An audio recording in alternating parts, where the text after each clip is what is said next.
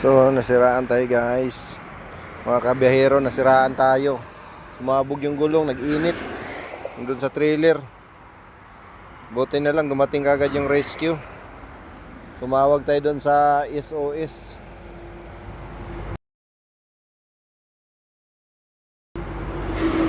Ayun, dito tayo sa France. Na-flat yung gulong natin. Gulong.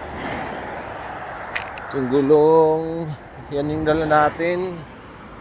UPS.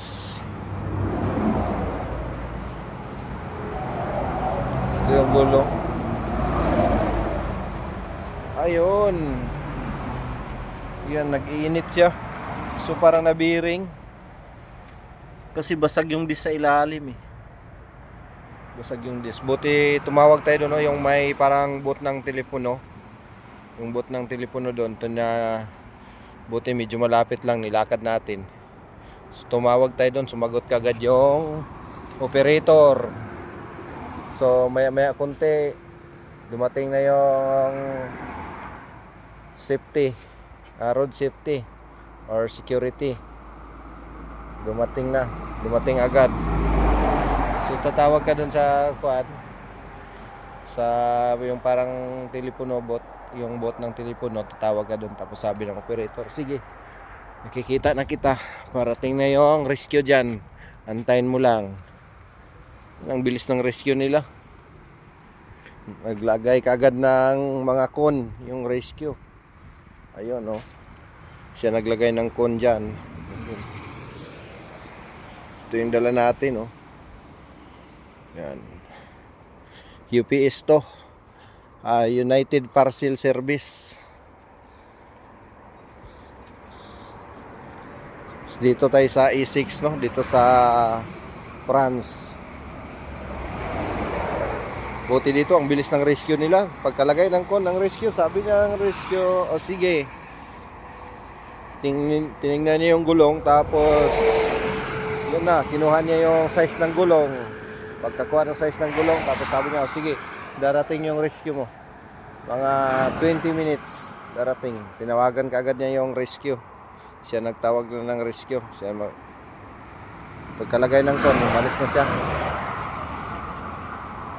So medyo malapit na sana ako. May mga ilang kilometro na lang, mga 100 kilometro papunta doon sa hotel. Hindi pa talaga siya umabot. Nag-init yung gulong eh. Biglang sumabog. Di naman talaga totally siya na sumabog. Sa sobrang init lang siguro. Buti maliwanag pa. Anong oras na? Anong oras na ba? Alas 8:30 na. 8:30 ng gabi. So maliwanag pa yung 8:30 ng gabi. Maliwanag pa.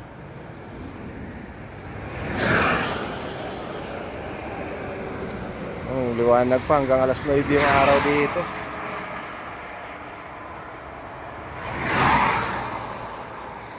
Buti maliwanag, hindi gabi at hindi ganong malamig.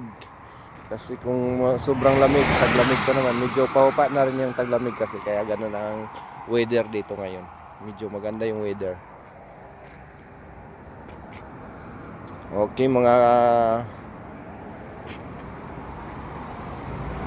kabiyahero, mga kabiyahirong vlogger, hanggang dito na lang muna tayo habang nag-antay tayo ng rescue. Ang bilis talaga ng rescue nila, believe ako sa kanila. Nakikita kaagad nila sa camera. Ang bilis. Tapos maglalagay kaagad sila ng con. Grabe. Buti maganda yung panahon dito.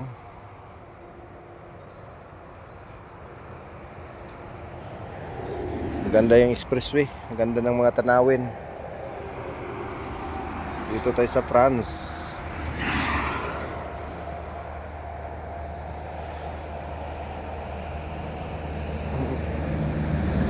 Hanggang dito na lang muna mga kabiyahero. Follow and subscribe to my YouTube channel, Biyahirong Vlogger. Thank you so much guys. Maraming salamat. tinali na lang niya mga kabiyahero, hindi kayang gawin kasi may basag yung talagang bearing, yung disc niya ang basag. So dadalhin na lang to sa doon sa safety na lugar talaga, doon gagawin, doon sa shop nila. Ayan yung service. Lagyan na lang niya ng belt sa ilalim para mag-angat yung gulong.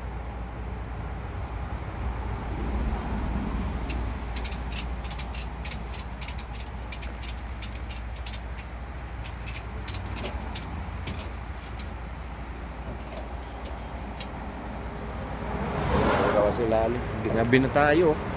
Anong oras na? Alas 9:30 na.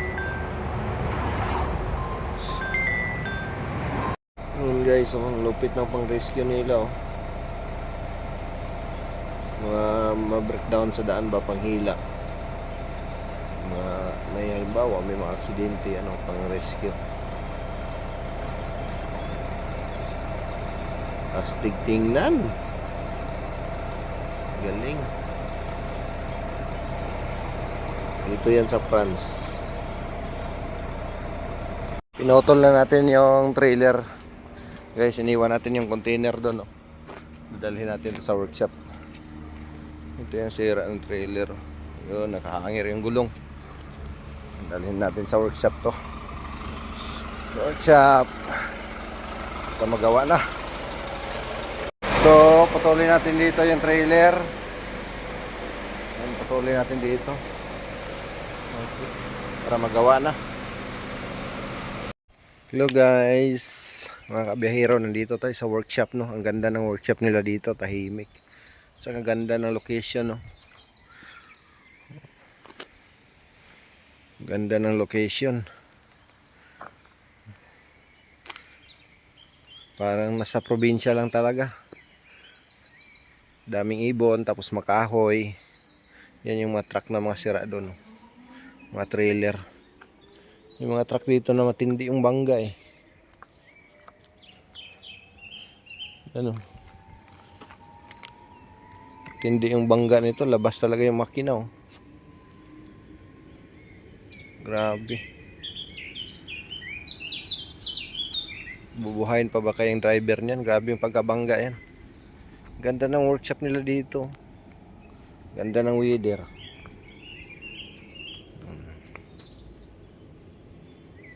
Ito yung truck natin, pinutol natin yung trailer. So ito yung guys, ang pinasok natin, no? Dala-dala natin yung trailer. Ayan.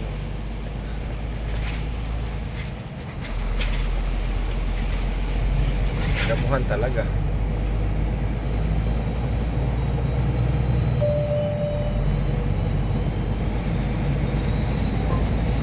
So paggabi to, sukin mo to paggabi, ang dilim.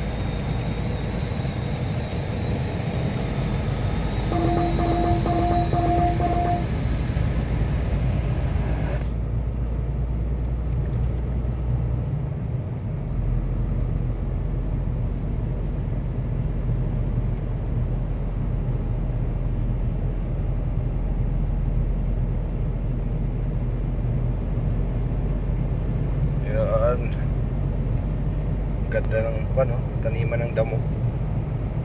Lawak. Spenti lang tayo. Yan. Taniman ng damo. Lawak na taniman ng damo dito, eh.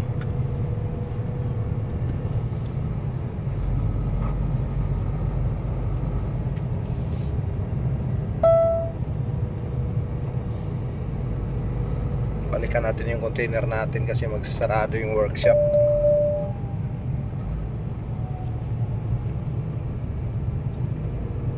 May sensor pa sila dito na 30 rin yung takbo. Yun, sobra kita ka sa camera, eh. Yun, 24. Ito talaga bahayan.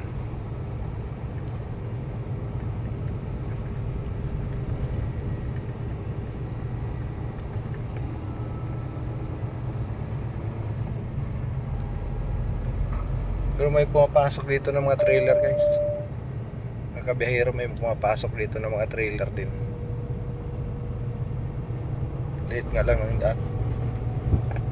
Talaga naman sulit.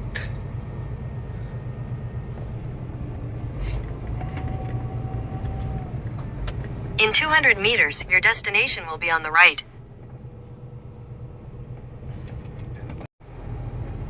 Ayun, no? Pasok tayo dyan.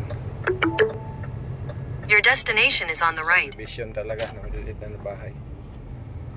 Yun, dito na tayo. Kunin natin isang container. Container natin, guys. Sundutin natin yan. Yun, nasa gitna.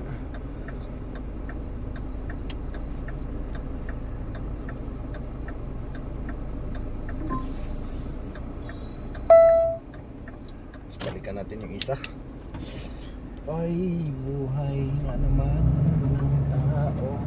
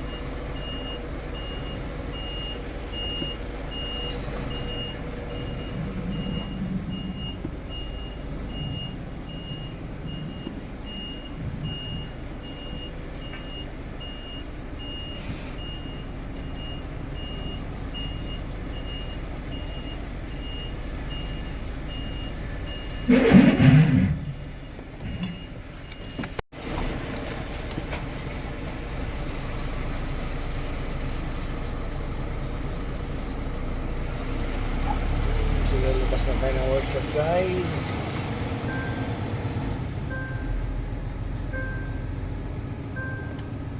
Tayo ng workshop. So, lalabas na tayo ng workshop. Balikan natin yung isang container ulit doon.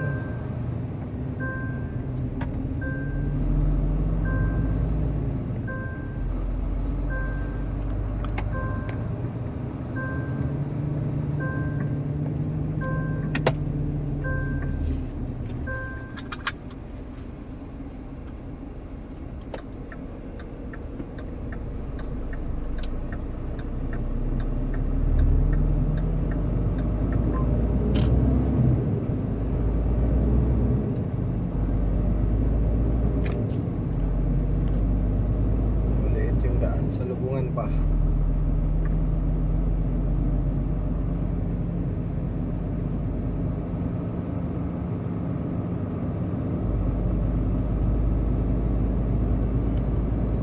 Ganda ng view. Naglalaga, nagbabike. Ganda ng lugar nila. Sobra. Tahimik pati.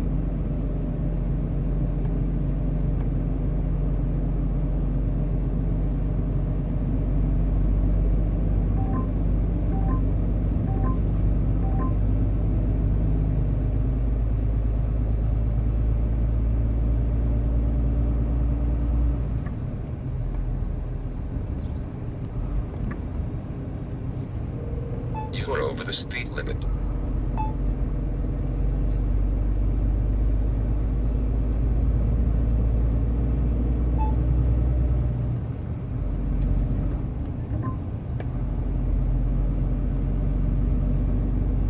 Lawak talaga ng taniman ng damo. Uy, may mga kabayo doon, oh. Ang tataba.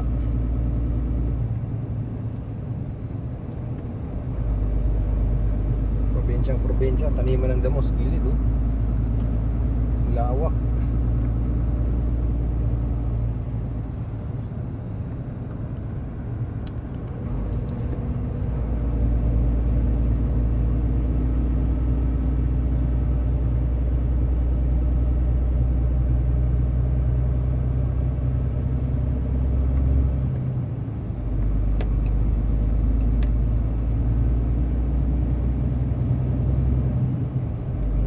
natin ng daan. Saktuhan lang yung gulong.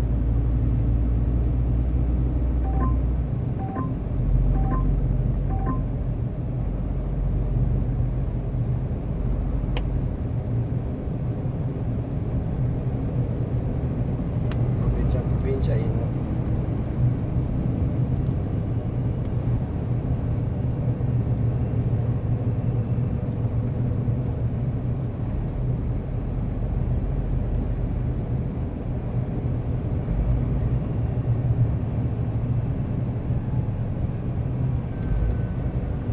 Lorry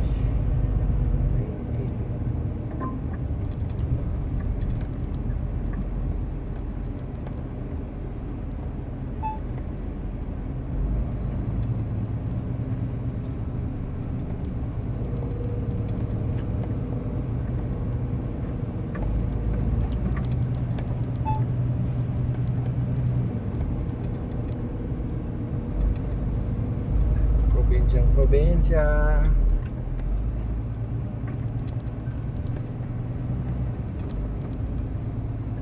Kabahayan na to.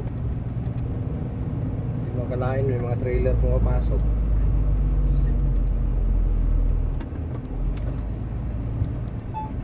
So puntahan natin yung container natin dito.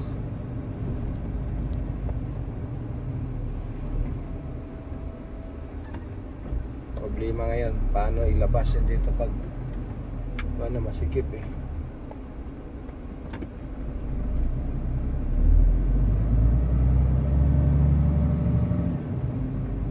Kasya naman siya. Masikip lang talaga. Ngayon pagdugtungin natin tong trailer natin ngayon. Pagtapat natin yung dalawang pinto kasi wala tayong padlock para hindi manakaw.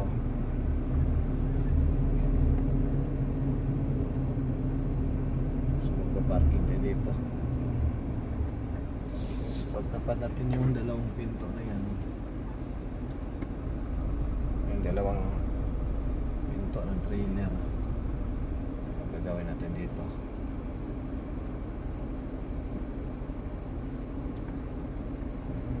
So harap tayo doon. Hanapan natin ng magandang spot.